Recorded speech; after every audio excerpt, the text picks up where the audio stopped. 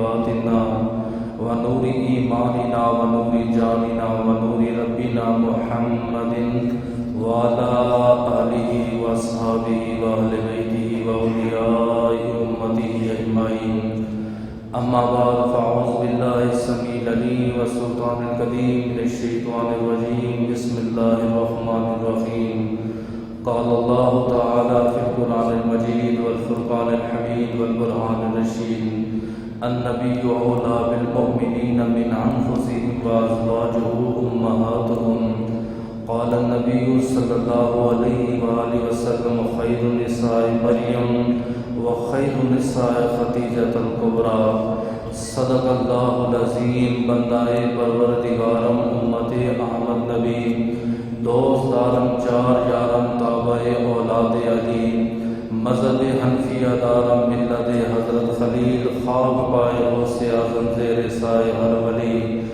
ان اللہ و ملائکتہ یصلون علی النبی یا ایھا الذین آمنوا صلوا علیہ وسلموا تسلیما اللہم صل علی سیدنا و مولانا محمد وعلی آل سیدنا و مولانا محمد وبارک وسلم وصلی علیہ الصلاۃ والسلام علیک یا سیدی یا رسول اللہ وعلی آلک واصحابک یا سیدی یا حبیب اللہ الصلاۃ والسلام علیک یا سیدی یا خاتم النبیین شفیع المذنبین انیس الغریبین سراج الصالحین احمد مجتبی جناب محمد مصطفیٰ کے دربار کو ہر بار دربار میں ہدیتاً تحفتاً عقیدتاً محبتاً نذراناً درود شریف پڑھنے کے بعد دعا گو ہوں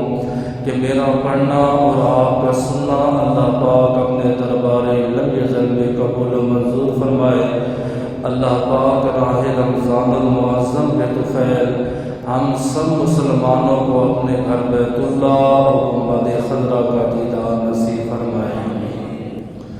اللہ پاک اپنی عظیم الشان کتاب قرآن پاک فرقان حمید برہان رشید میں حضور علیہ السلام کی ازواج مطہرات کا ذکر فرما رہا ہے۔ ماہ مبارک ماہ رمضان المعظم ہے اور 10 رمضان المعظم کو ایک تو فتح مکہ ہوا اور دوسرا 10 رمضان المبارک کو سیدہ طیبہ طاہرہ عابدہ زاہدہ ساجدہ ملیکۃ الارض خاتون اول حضرت خدیجہ الکبریٰ رضی اللہ تعالی عنہا کا وصال بکمال ہوا۔ حضور علیہ السلام نے 11 عورتوں کے ساتھ نکاح فرمایا، ان میں سے 6 کا تعلق جو تھا وہ خاندان قریش کے ساتھ تھا اور باقی کا تعلق اہل عرب سے تھا۔ ان 6 عورتوں میں ایک حضرت خدیجہ الکبریٰ، ایک حضرت عائشہ صدیقہ رضی اللہ تعالی عنہا، سیدہ حفصہ رضی اللہ تعالی عنہا، سیدہ ام حبیبہ، سیدہ جویریہ رضی اللہ تعالی عنہم اجمعین، اور باقی جو 5 تھی ان میں سیدہ زینب، دوسری کا نام بھی سیدہ زینب اور تیسری کا نام حضرت سودا رضی اللہ تعالی عنہم اجمعین ہے۔ آن حضرت صلی اللہ تعالی علیہ وآلہ وسلم نے خاندان میں بھی نکاح کیا اور خاندان سے باہر بھی اللہ کے رسول نے نکاح فرمایا۔ آج اس معاشرے میں کچھ خاندان ایسے ہیں جن کو میں جانتا ہوں، ان کا یہ کہنا ہے کہ ہم نکاح خاندان میں کرتے ہیں، شادی خاندان میں کرتے ہیں، نہ خاندان کے باہر ہم رشتہ دیتے ہیں، نہ خاندان کے بغیر باہر ہم رشتہ لیتے ہیں۔ علماء فرماتے ہیں اگر یہ غرور اور تکبر کی وجہ سے یہ کہتے ہیں کہ معاذ اللہ ہمارا خون اچھا ہے، ہمارا خاندان اچھا ہے، تب تو جائز نہیں۔ اگر وہ اس لیے کہتے ہیں کہ ہم اپنے خاندان کو عزت دیتے ہیں، ہم اپنے خاندان کو ترجیح دیتے ہیں، ہم اپنے قریبی رشتہ داروں کو ترجیح دیتے ہیں، یہ عمل جائز ہے۔ رہی بات سرکار دو عالم کی سنت کی، اللہ کے رسول نے 11 عورتوں سے نکاح کیا۔ آدھی جو تھی آپ کے خاندان کی تھی، آدھی جو تھی خاندان کے باہر والی تھی۔ نبی کا فعل امت کے لیے تعلیم اور سبق ہوتا ہے۔ نبی نے اپنی تمام امت کو یہ تعلیم دی ہے، کل کوئی جوان خاندان میں نکاح کرے، فخر کرے، نبی کی سنت ہے، اور اگر خاندان کے باہر نکاح کرے، فخر کرے، امام الانبیاء کی سنت ہے۔ اور حضور فرماتے ہیں ان نکاح من سنتی فمن رغب عن سنتی فلیس منی او کما قال۔ آپ نے فرمایا نکاح میری سنت ہے کہ جو میری سنت سے اعراض کرے وہ ہم میں سے نہیں۔ اب سیدہ کا تعارف میں صرف اتنی ہی بات ان کے لیے کہوں تو کافی ہے۔ رشتے میں آپ کی بھی ماں ہے تو رشتے میں میری بھی ماں ہے۔ حضور علیہ السلام کی زوجہ ہے، 4 بیٹیاں حضور کی ان سے پیدا ہوئیں۔ بعض روایتوں میں آتا ہے 3 صاحبزادے، بعض روایتوں میں آتا ہے 2 صاحبزادے ان سے پیدا ہوئے۔ حضرت عثمان اور حضرت علی کی ساس بھی ہیں، اور سیدہ فاطمہ بی بی بطول سلام اللہ علیہا کی والدہ ماجدہ بھی ہیں۔ اور آپ نے یہ مسئلہ بھی سنا ہوگا، حضور فرماتے ہیں الجنت تحت اقدام امہا، جنت ماں کے قدموں تلے ہے۔ میری جنت میری ماں کے قدموں تلے ہے، آپ کی جنت بھی ماں کے قدموں تلے ہے۔ لیکن خاتون جنت سیدہ فاطمہ الزہرا وہ ہستی ہیں، میرے نبی نے فرمایا قیامت کے دن جنتی عورتوں کی سردار بن کے خدا کی جنت میں داخل ہوگی۔ اور جسے یہ لقب دیا کہ تمام جنتی عورتوں کی سردار ہے، اس کی جنت بھی اللہ پاک نے خدیجہ الکبریٰ کے قدموں میں رکھی ہے۔ آپ کی ولادت باسعادت 555 یا 556 عیسوی میں ہوئی، جبکہ وصال بکمال 10 رمضان المعظم 621 عیسوی میں ہوا۔ آپ کا مزار پر انوار مکہ مکرمہ جنت المعطیٰ میں موجود ہے۔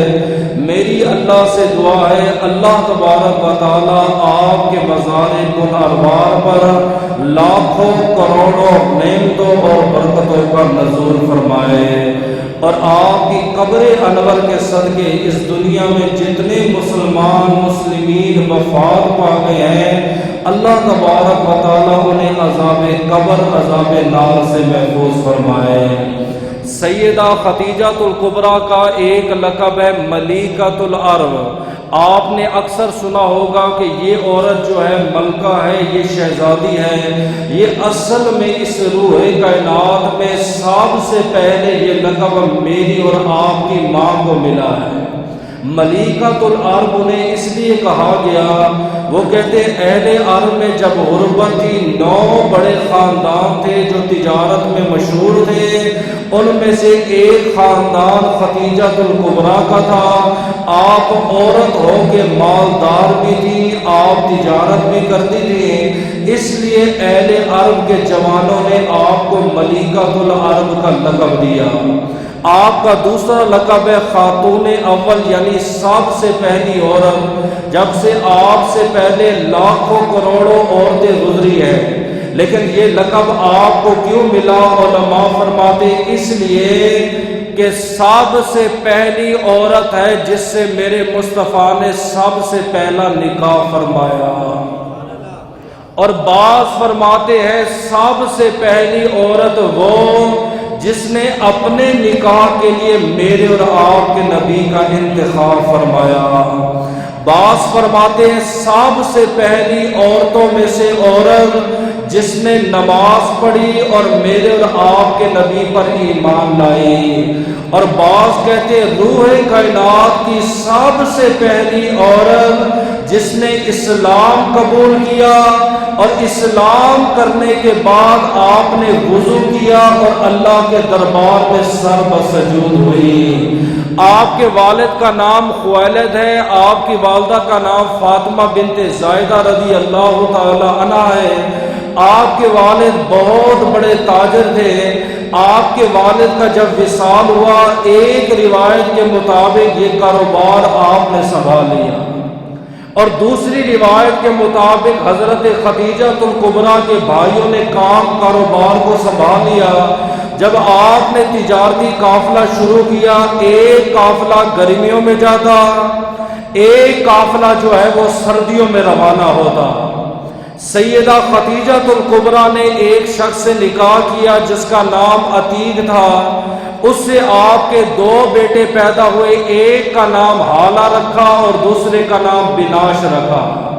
دوسری روایت میں آتا ہے کہ ان کا وصال ہوا، آپ نے ایک اور مرد سے نکاح کیا، اس سے آپ کی ایک بیٹی پیدا ہوئی جس کا نام ہندہ رکھا۔ اعلان نبوت سے پہلے آپ کے دونوں شوہر وصال فرما گئے۔ جب میرے اور آپ کے نبی نے اعلان نبوت فرمایا، آپ بھی ایمان لائیں کہ آپ کی ساری اولاد میرے نبی پر ایمان لائے۔ اب حضور علیہ الصلوۃ والسلام سے ان کی ملاقات، ان کا واسطہ، ان کا تعلق کیسے بنا؟ ایک روایت کے مطابق کہ مکہ کی زمین پر سال میں ایک مرتبہ میلہ لگتا تھا۔ جیسے کہ ملک پاکستان ہے، کبھی سال میں میلہ لگ رہا ہے، کبھی لکی سرکس لگ رہی ہے، اسی طرح اہل عرب میں سال میں ایک مرتبہ میلہ لگتا تھا۔ وہاں عورتیں علیحدہ جمع ہوتی، مرد علیحدہ جمع ہوتے، بچے علیحدہ ہوتے، جوان علیحدہ ہوتے۔ اس میلے میں میری اور آپ کی ماں حضرت خدیجہ الکبریٰ تشریف لے گئیں۔ ایک بہت بڑا عالم ہے جو تورات کا بھی حافظ ہے، انجیل کا بھی حافظ ہے، تو زبور کا بھی حافظ ہے۔ وہ اس میلے میں شریک ہوا۔ اس نے میلے میں کھڑے ہو کر، عورتوں کے میلے میں کھڑے ہو کر اعلان کیا۔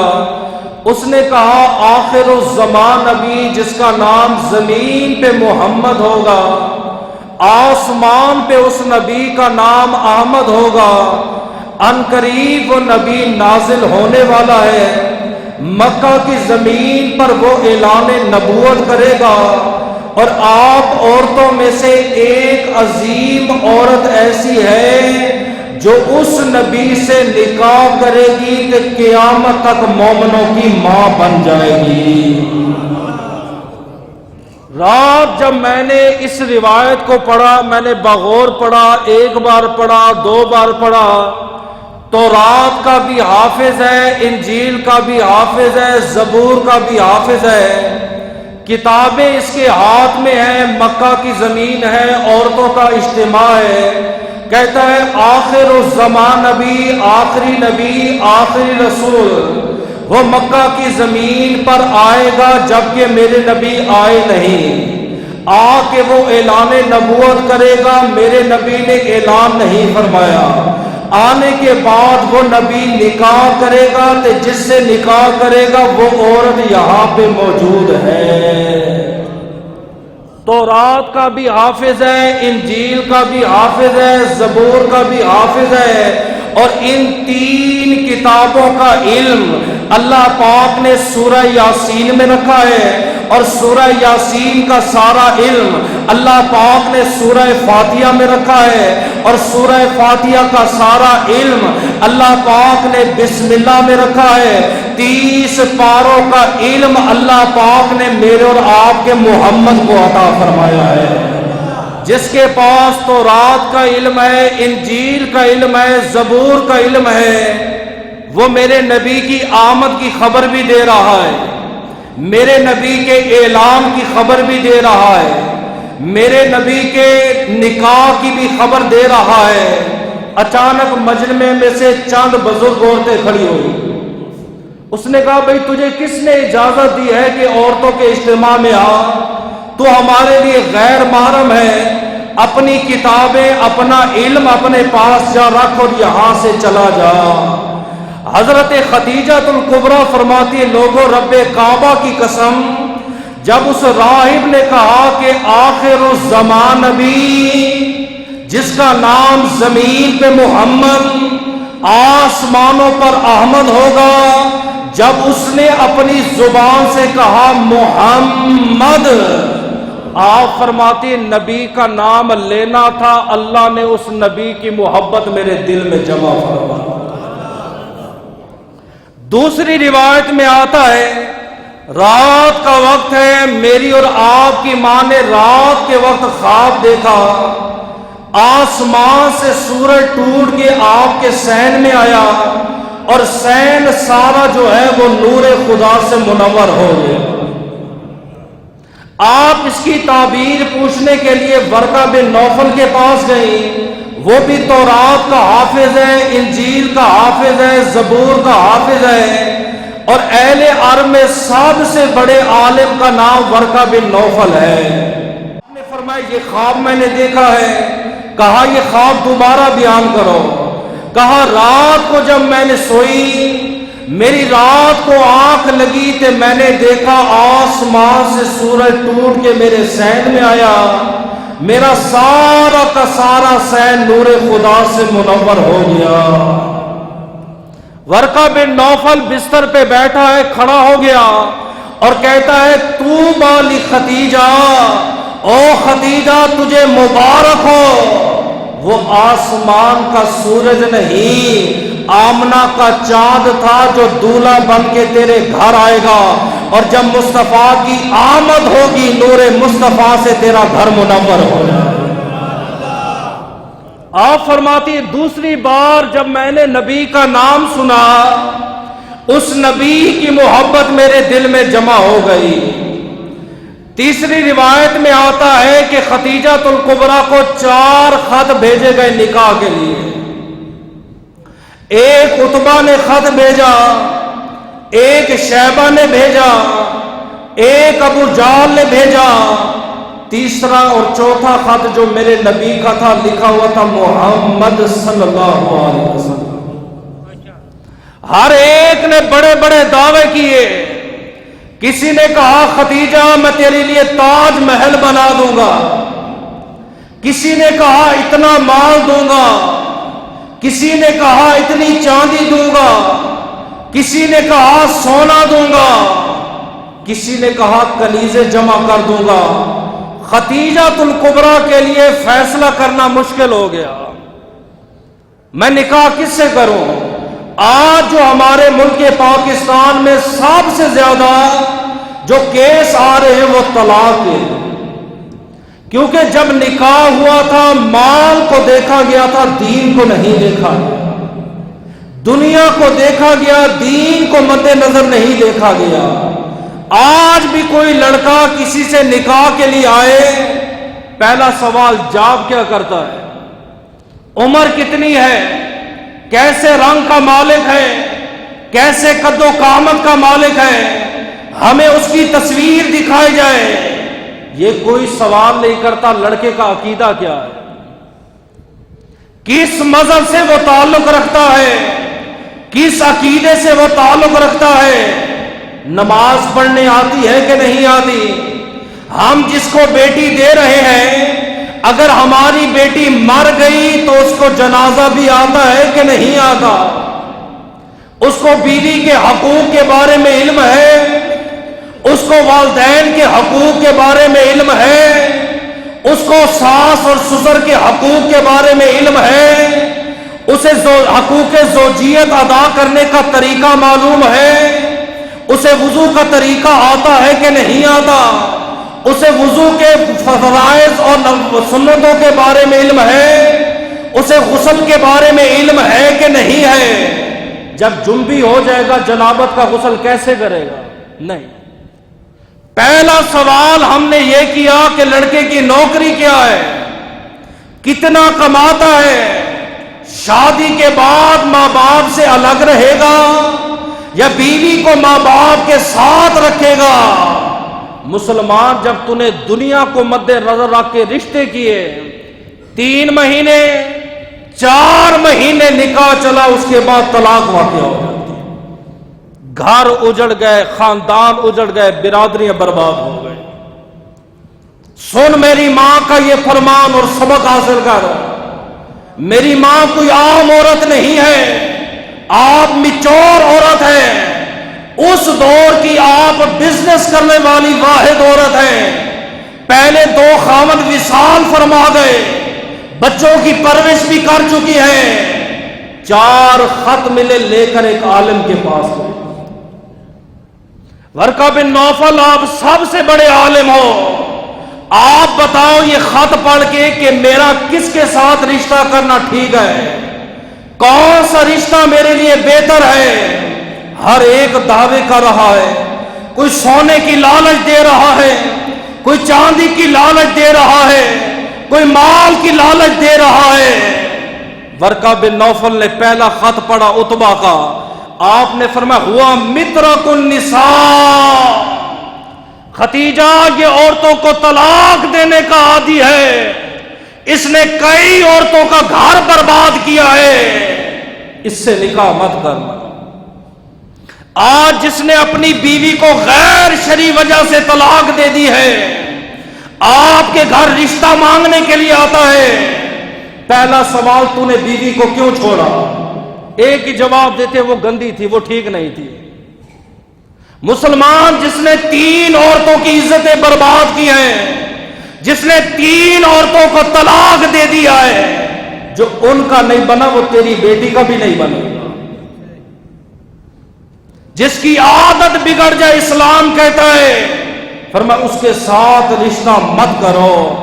یہ جو حیض نفاس والی عورتیں حکم ہے نماز نہ پڑھیں، علماء فرماتے جب نماز کا ٹائم ہوگا ایک سفید کپڑا بچھا کے نا اتنی دیر بیٹھی رہے جتنی دیر نماز پڑھنے کو لگتی ہے۔ علماء سے پوچھا بھائی کیوں؟ جب نماز خدا نے معاف کر دی ہے، شریعت میں نماز نہیں ہے، یہ کیوں کہا گیا کپڑا بچھا کے بیٹھی رہے؟ کہا اس کی عادت خراب نہ ہو، عادت جاری رہے۔ جس بندے کی عادت بن گئی ہے طلاق پہ طلاق، جھگڑے پہ جھگڑا، فرمایا سیدہ اس سے نکاح مت کرنا، یہ طلاق دینے کا عادی ہے۔ 1 مہینہ رکھے گا، 2 مہینے رکھے گا، اس کے بعد یہ تجھے طلاق دے دے گا۔ دوسرا خط شیبہ کا پڑھا، پڑھتے ساتھ کا ہوا ملعون، اس کی برادری اس کو گالیاں دیتی ہے، اس کے محلے والے اس کو گالیاں دیتے ہیں، اس کے ماں باپ اس کو لعنتی قرار کرتے ہیں، اس لعنتی سے بھی نکاح مت کرنا۔ آپ تصدیق کس سے کرتے ہو؟ رشتہ لیتے ہو 4 گلیوں میں پھر لیتے ہو، پڑوسیوں سے پوچھو یہ کیسے ہے، محلے والے سے پوچھو یہ کیسے ہے۔ تو نے کبھی سوچا ہے وہ بچہ ماں باپ کے ساتھ کیسا ہے؟ جو آج تجھے یہ دعویٰ کر کے لے جا رہے بیٹی میں اپنے ماں باپ سے الگ رکھوں گا، میرے ماں باپ کی نوکر بن کے نہیں رہے گی، جو سگی ماں کا نہیں ہوا وہ تیری بیٹی کا داماد کیسے بنے؟ فرمایا ہوا ملعون، یہ لعنتی ہے، اس سے بھی نکاح مت کرنا۔ تیسرا خط پڑھا ابو جہل کا، چہرے کے رنگ بگڑ گئے، آنکھیں سرخ ہو گئی، چہرے پہ جلال آ گیا۔ سیدہ نے کہا صف لی ایوبکم، اس کا عیب بیان کرو۔ فرمایا ہوا کذاب، یہ جھوٹا ہے، اس سے نکاح مت کرنا۔ ہر بات پہ جھوٹ بولتا ہے، چوک پہ بیٹھے گا 1 کہانی وہ سنائیں گے، 9 کہانیاں یہ بیان کرے گا، اسے 1 لمحے کے لیے خیال نہیں آتا اس حال میں مر گیا کون سا منہ لے کر در رسول میں جاؤں۔ بیٹا سامنے ہے جھوٹ بول رہا ہے، گواہ بنا رہا ہے، بیٹیوں کے سامنے جھوٹ بول رہا ہے، ماں باپ کے سامنے جھوٹ بول رہا ہے۔ فرمایا سیدہ یہ جھوٹا ہے، اس کا اعتبار نہیں، اس سے نکاح مت کرنا۔ چوتھا اور آخری خط میرے نبی کا تھا، زمین پہ بیٹھا ہوا تھا، جب نگاہ نامے محمد پہ پڑی استقبال کے لیے کھڑا ہو۔ کون سے ہمارے پیچھے جمعے پڑے تھے، کون سے ہمارے قرآنوں کا ترجمہ پڑھا تھا، کون سے اعلی حضرت کا فتاوی رضویہ پڑھا تھا۔ یہ قسمت کی بات ہے۔ اللہ جس کے دل میں چاہے اپنے نبی کی محبت ڈال دیتا ہے، ہر بندے کے نصیب میں نہیں ہے۔ آج ہم سے لوگ سوال کرتے ہیں جمعے کے بعد کھڑے ہو کر سلام پڑھنا جائز ہے؟ نبی کا نام آئے انگوٹھے چومنا جائز ہے؟ میں نے کہا آپ کا منسٹر آتا ہے، آپ کھڑے ہو کر استقبال کرتے ہو۔ آپ کے آفس میں جو آپ سے بڑا ہے آپ اسے کھڑے ہو کر سلام کرتے ہو۔ کیا نبی کو تو نے اس آفیسر سے بھی چھوٹا سمجھا ہے؟ آج تیرا بچہ آ جائے تو اسے بوسہ دیتا ہے، کبھی تو نے ہم سے پوچھا ہے چومنا جائز ہے کہ نہیں؟ یہ جائز ناجائز کی نہیں ہے، یہ بات قسمت کی۔ اللہ جس کے دل میں نبی کی محبت ڈال، جیسے ہی وہ کھڑا ہوا آنکھوں سے آنسو جاری ہو گئے، رکت بد رکت میں طبیعت آ گئی، جسم پہ کپ کپی طاری ہو گئی۔ سیدہ نے کہا صف لی ایوبکم، اس نبی کا عیب بیان کرو۔ مسکرا کے کہتا ہوا شمس دعا، یہ تو آسمان کا سورج ہے۔ سیدہ نے کہا صف لی ایوبکم، اس کا عیب بیان کرو۔ فرمایا ہوا بدر الدجا، یہ تو آسمان کا 14ویں رات کا چاند ہے۔ سیدہ پریشان ہو گئی، اس نے کہا ورقہ پہلے میں نے 3 خط تجھے دیے، تینوں کے عیب تو نے باری باری بیان کیے، اس کا عیب کیوں نہیں بیان کرتا؟ میرے نبی نے اعلان نبوت کیا بھی نہیں تھا، 25 سال کے جوان تھے، ابھی دعویٰ ہی نہیں ہے کہ میں نبی ہوں رسول ہوں۔ ورقہ سے کہنے لگی اس کا عیب کیوں نہیں بیان کرتا؟ جملہ سن، فرمایا سیدہ مجھے کہہ رہی ہو میں اس کا عیب بیان کروں؟ میرے علم کے مطابق اگر ساری دنیا ایک پلڑے میں جمع ہو جائے اور یہ تاجدار مدینہ دوسرے پلڑے میں کھڑا ہو جائے، سار سے لے کر پاؤں تک یہ میرے مصطفیٰ کو دیکھتے رہے، فرمایا سیدہ قیامت آ سکتی ہے لیکن محمد میں عیب نظر نہیں آ رہا۔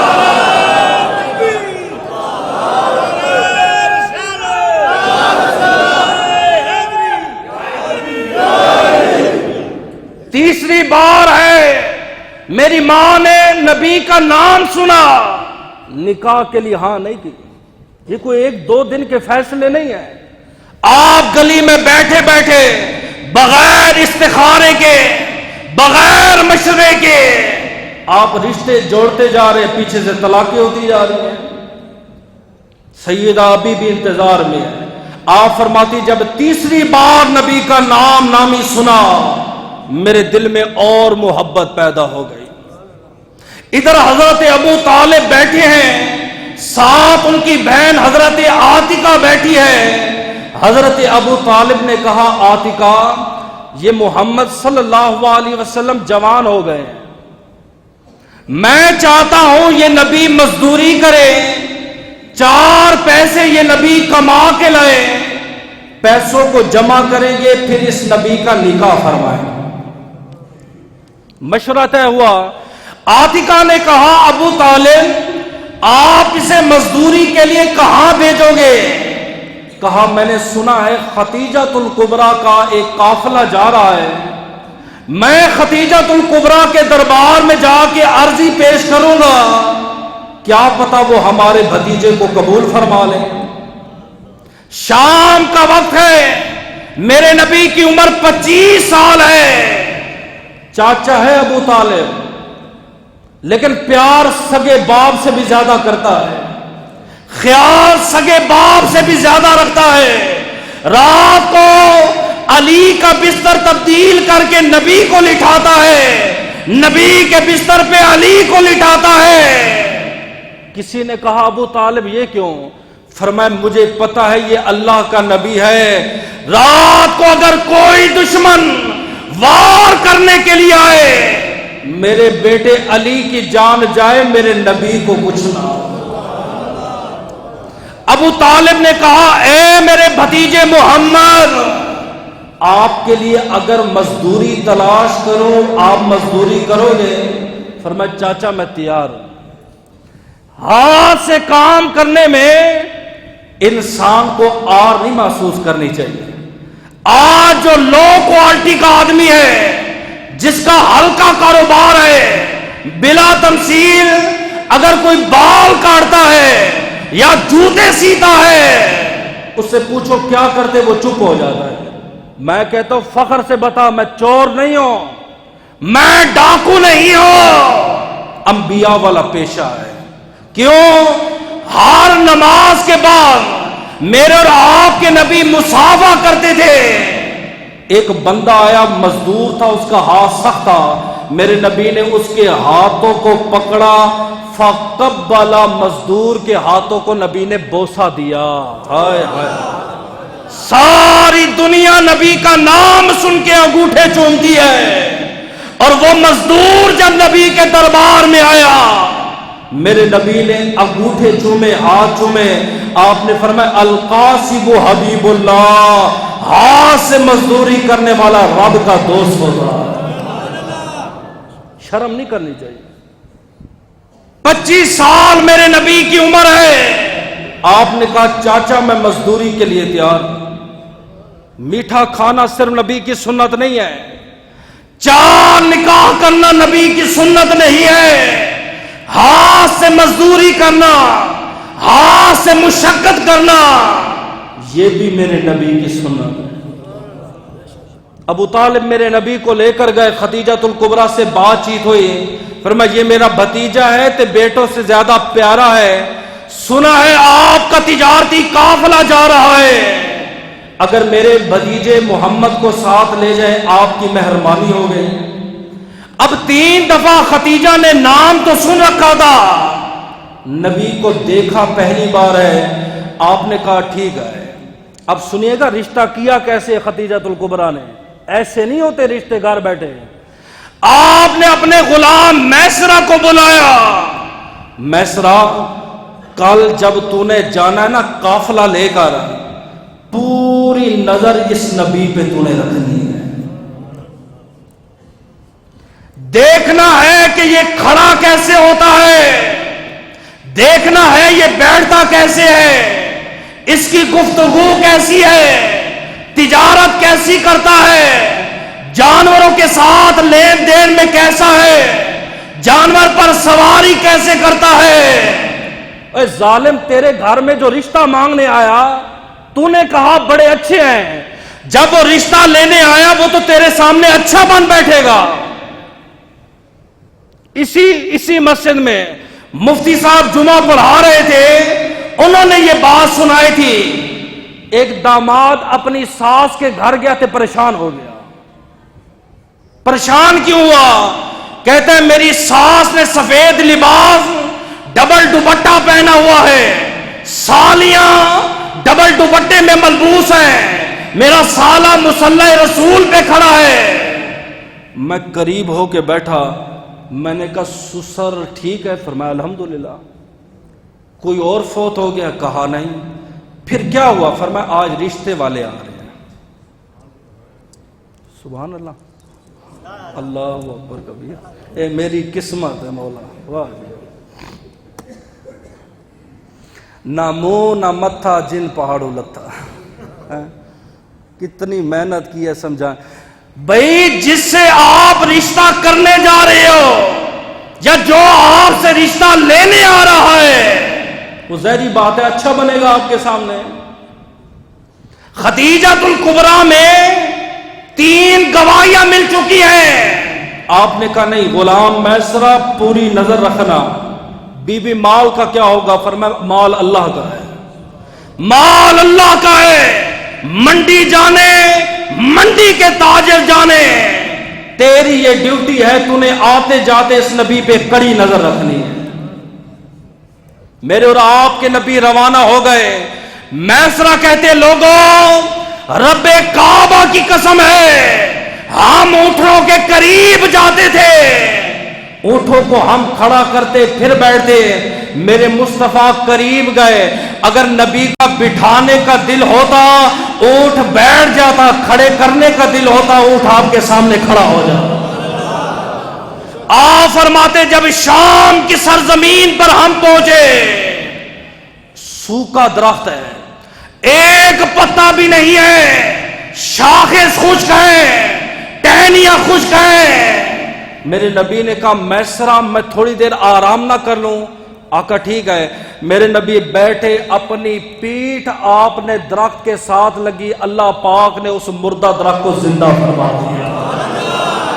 سامنے راہب کا گرجا ہے، سامنے راہب کا کلیسا ہے، اپنی چھت سے چھلانگ ماری، کہتا ہے یہ جو جوان اس درخت کے نیچے بیٹھا یہ کون ہے؟ اس نے کہا یہ عبداللہ بن محمد ہے۔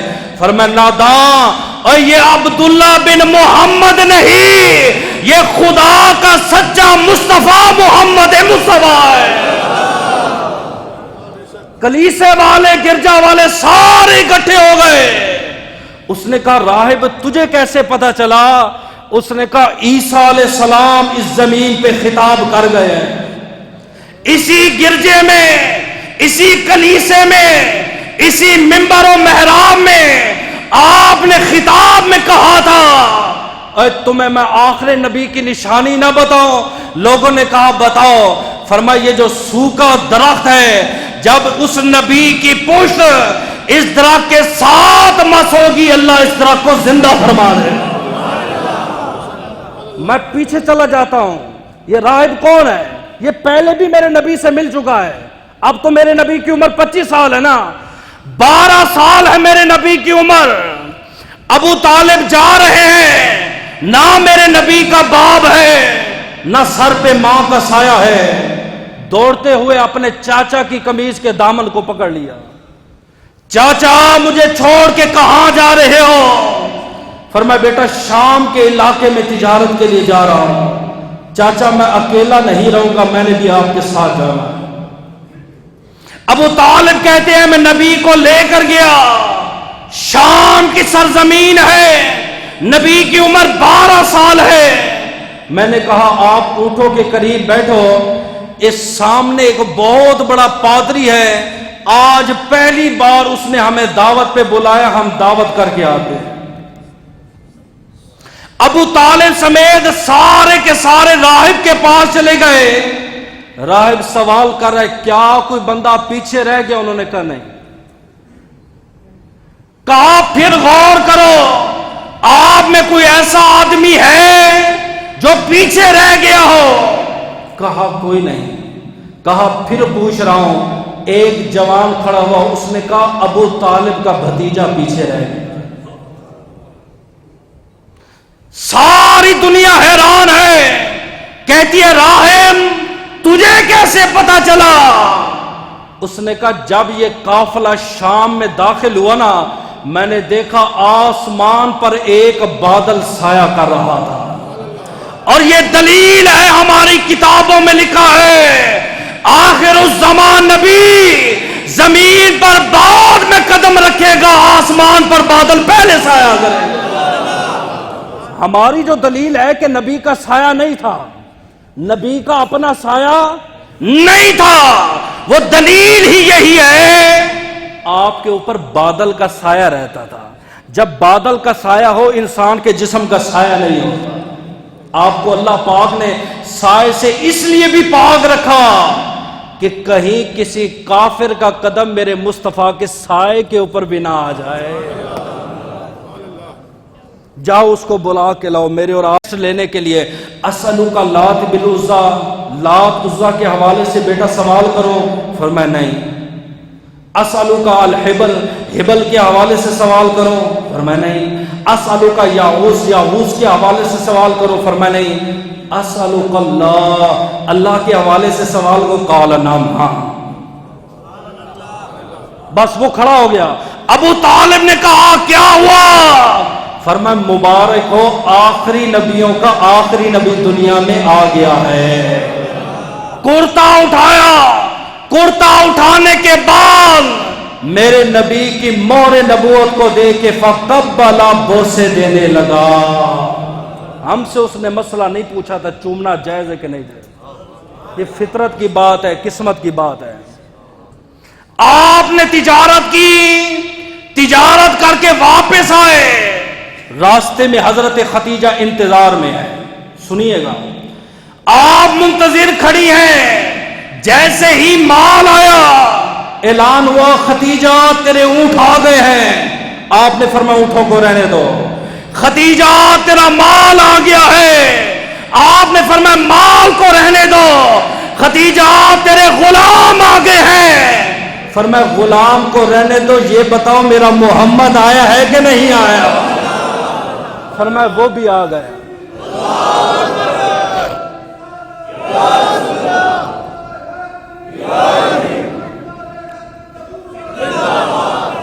آپ چل کے اس غلام کے قریب گئے، آپ نے کہا میسرہ ادھر آ، میسرہ آ گیا، فرمایا بتا کیسے رہا؟ فرمایا خدیجۃ الکبریٰ بڑی دنیا دیکھی ہے لیکن اس جیسا تو نہیں۔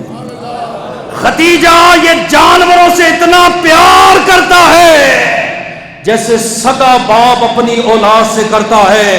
جانور کبھی اس کی تعظیم کے لیے جھکتے ہیں، کبھی اس کی تعظیم کے لیے کھڑے ہوتے ہیں۔ مجھے پسینہ آتا تھا تو نبی پسینہ پوجا کرتے تھے۔ غلاموں سے بڑا پیار کرتا ہے، بھوکوں کو کھانا کھلاتا ہے، خود پیاسا رہ کے ہمیں پانی پلاتا ہے۔ اور خدیجہ ایک راہب نے نبوت کی بشارت دی ہے، میں نے آنکھوں سے دیکھا آسمان پہ بادل سایہ بھی کرتے ہیں۔ آپ نے فرمایا یہ میرے لیے ٹھیک ہے۔ اب توجہ طلب بات ہے، آپ نے اپنی کنیز نفیسہ کو بلایا، اے نفیسہ نبی کے بارے میں تیرا کیا خیال ہے؟ فرمایا بہت اچھے ہیں۔ فرمایا میں ان سے محبت کرتی ہوں تو میں ان سے نکاح کرنا چاہتی ہوں۔ بیٹوں کی شادی ہوئی، باپ نے گھر بٹھا کے ساروں سے پوچھا،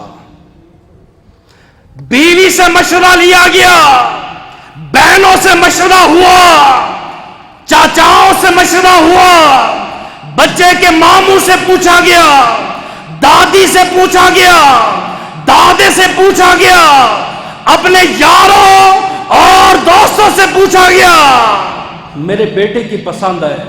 گھر میں 5 بیٹیاں، ایک کی مرضی نہیں پوچھی گئی۔ کیوں؟ وہ انسان نہیں ہے،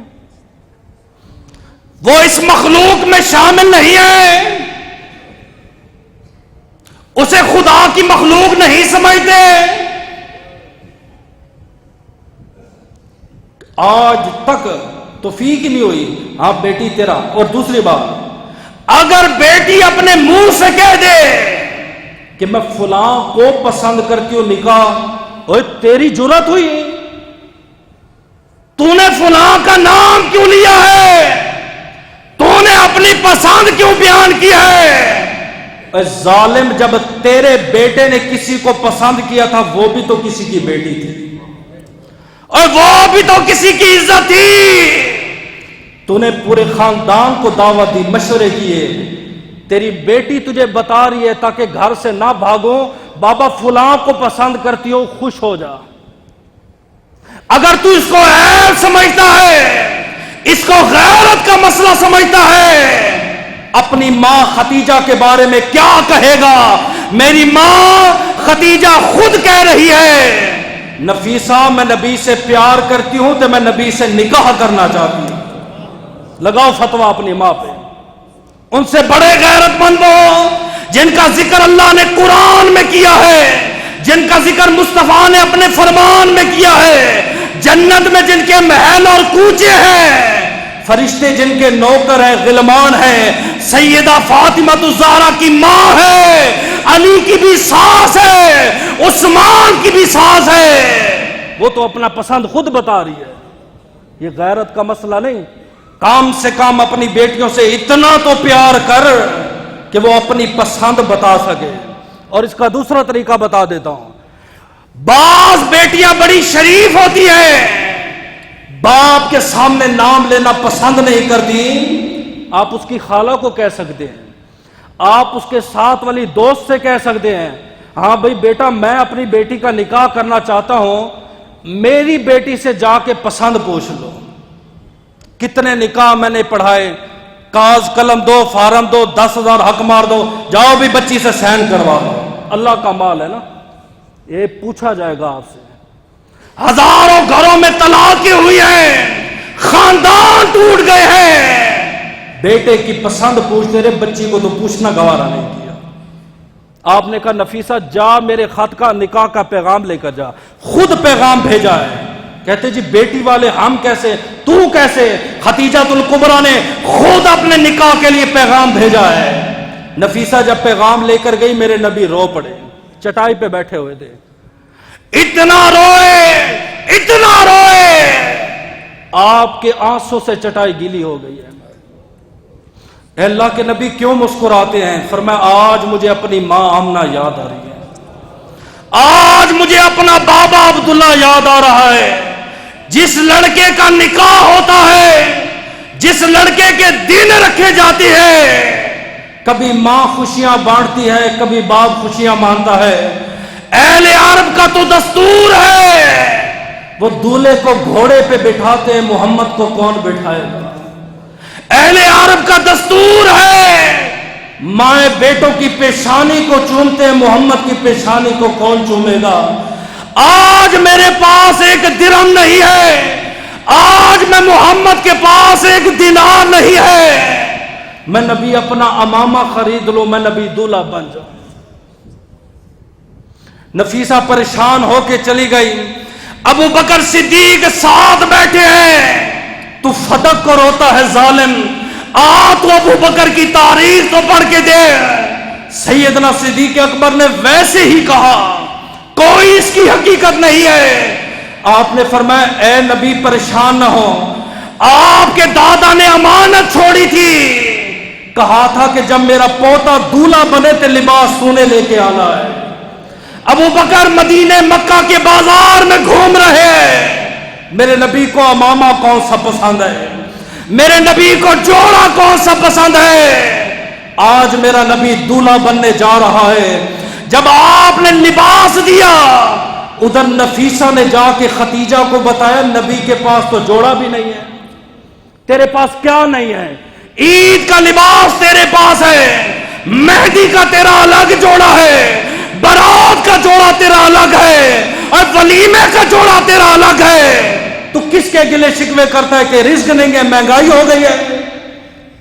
وہ بھی دور تھا میرے نبی کے پاس ایک کرتا نہیں تھا، دولہا بن گیا۔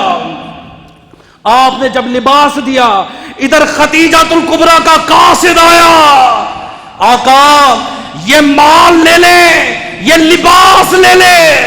ختیجہ نے بڑا مہنگا جوڑا آپ کو بھیجا ہے، فرمایا قاصد واپس چلا جا، ختیجہ کو سلام دینا، اور سلام کے ساتھ یہ پیغام دینا نبی ابو بکر کے لباس پر کسی کے لباس کو ترجیح نہیں دیتے۔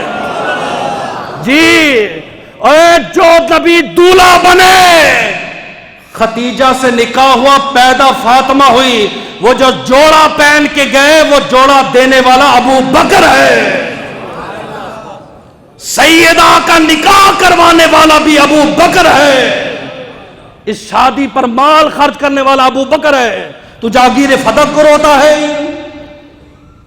آپ جب دولہا بن گئے، کچھ ماہ گزرے، میرے نبی مکہ کی زمین پر بیٹھے ہیں، صحابہ بیٹھے ہیں، آپ نے اعلان نبوت کیا، ختیجہ نے اسلام قبول کیا، پہلی وہ عورت جس نے نبی سے نکاح کیا، پہلی وہ عورت ہے جس نے میرے نبی سے نماز کا طریقہ سیکھا اور اس کے بعد اللہ کے دربار میں سر بسجود ہوئی، پہلی وہ عورت ہے جس نے مصطفیٰ سے وضو کا طریقہ سیکھا اور وضو کر کے مصلی پہ کھڑی ہے، پہلی وہ عورت ہے جس نے نبی کو کہا سچے ہو آپ کا رب سچا ہے، آپ کا قرآن سچا ہے۔ نبی بیٹھے ہیں، صحابہ بیٹھے ہیں، کہتے ایک عورت آئی، یہ میرا نچوڑ ہے تقریر کا، فقام رسول اللہ صلی اللہ علیہ وسلم، میرے اور آپ کے نبی استقبال کے لیے کھڑے ہو گئے، فبسست فی ردا، میرے اور آپ کے نبی نے اپنی چادر نیچے رکھی، ثم قعدت علیہا، وہ عورت اس کے اوپر بیٹھی، پھر بہت پیار محبت والی باتیں ہوئی، پھر میرے نبی نے اس عورت کی پیشانی کو بوسہ دیا، ثم ذهبا، اس کے بعد وہ چلی گئی۔ خدیجہ بھی دیکھ رہی ہے، نبی کے دیوانے بھی دیکھ رہے ہیں۔ عرض کی آقا یہ کون ہے جس کے لیے آپ نے وہ چادر بچھائی جس کی قسم خدا قرآن میں اٹھاتا ہے؟ یا ایھا المزمل یا ایھا المدثر کہتا ہے، اور قسم قرآن میں اٹھا رہے رب، آپ اس چادر کو زمین پہ بچھا رہے ہیں ایک خاتون کے لیے، ایک عورت کے لیے۔ کون ہے؟ آپ نے فرمایا محمد عربی کی رضائی ماں ہے، حقیقی ماں کو چھوڑنے والا، حقیقی ماں کو تانے دینے والا، بیوی کی خاطر ماں سے دوری رکھنے والا۔ تو کیا سمجھتا ہے روزہ رکھ کے تیری بخشش ہو جائے گی؟ تو کیا سمجھتا ہے سجدہ ٹیک کے خدا تجھے معاف کر دے گا؟ اے ظالم، جو سجدہ کر کے تو جنت لینا چاہتا ہے، تیری جنت اللہ نے تیرے ماں کے قدموں تلے رکھی ہے۔ تو ذرا دیکھ تو صحیح غور سے، 9 ماہ جس نے تجھے پیٹ میں رکھا ہے، دعوے ہیں کہ محمد سے وفا تو نے تو ہم تیرے ہیں، تو نے کون سی وفا کی ہے؟ میرے نبی کی سگی ماں نہیں ہے، رضائی ہے۔ میرے اور آپ کے نبی کھڑے ہوئے، چادر بچھائی، آپ نے پوچھا حلیمہ سعدیہ کیسی ہو؟ بڑی زبردست بات ہے۔ فرمایا بیٹا الحمدللہ ٹھیک ہوں۔ میری بہن شیمہ کیسی ہے؟ آقا وہ بھی ٹھیک ہے۔ میرا رضائی بھائی عبداللہ کیسا ہے؟ وہ بھی ٹھیک ہے۔ میرا رضائی بھائی حارث کیسا ہے؟ وہ بھی ٹھیک ہے۔ اور میری بکریاں تے میری اونٹنیاں کیسی ہیں؟ حلیمہ نے سر جھکایا، رونا شروع کر دیا۔ میرے نبی نے منایا کیسے ہے ماں کو؟ ماں نہیں تھی نا نبی کی، باپ بھی نہیں تھا۔ قریب گئے، آپ نے پیشانی پہ بوسہ دیا، آپ نے ہاتھوں کو پکڑا، ہاتھوں کو بوسہ دیا، فرمایا میری ماں میرے پاس آئی ہو۔ ماں جب بیٹے کے سامنے آنسو بہاتی ہے، بیٹے کا دل بڑا تڑپتا ہے، روتی کیوں ہو؟ اس نے کہا بیٹا جب سے آپ گئے ہو نہ گھر میں بکریاں ہیں نہ میرے گھر میں اونٹنیاں ہیں، مجھے تو دودھ بھی ادھارا مانگنا پڑتا ہے۔ پھر میرے نبی اٹھے، ماں کو سینے لگایا، پیشانی پہ بوسہ دیا، ہاتھوں پہ بوسہ دیا، فرمایا ماں تھوڑی دیر ٹھہرو۔ اندر گئے خدیجۃ الکبریٰ، آج میں نبی کی رضائی ماں آئی ہے تے میری ماں کے پاس مال نہیں ہے، آج میرے پاس مال ہوتا میں اپنی ماں کو خالی نہ بھیجتا، آج میرے پاس دولت ہوتی میں اپنی ماں کو خالی نہ بھیجتا۔ اے خدیجہ میری ماں دروازے پہ آئی ہے، قربان جو بیوی ہو تو ایسی ہو۔ کہا آقا آپ کی ماں نہیں میری ماں ہے۔ اے ساس بھی ماں ہوتی ہے، آقا آپ کی نہیں یہ میری ماں ہے، یہ مال بھی آپ کا ہے تے ماں بھی آپ کی ہے، یہ میں بھی آپ کی ہوں۔ آپ نے 40 بکریاں 11 اونٹ حلیمہ سعدیہ کو دے کے رخصت فرمایا۔ ساری دنیا کو اسلام پالتا ہے، ختیجہ وہ ہے جس نے اسلام کو پالا ہے۔ خدیجۃ الکبریٰ کا وصال ہونے لگا، 9 رمضان المعظم ہے، آپ نے میرے اور آپ کے نبی کو بلایا، عمر 60 سال ہے، 5 دن پہلے ابو طالب کا وصال ہو گیا، ابھی وہ غم گیا نہ تھا۔ خدیجۃ الکبریٰ نے کہا اے میرے نبی میری 3 وصیتیں ہیں،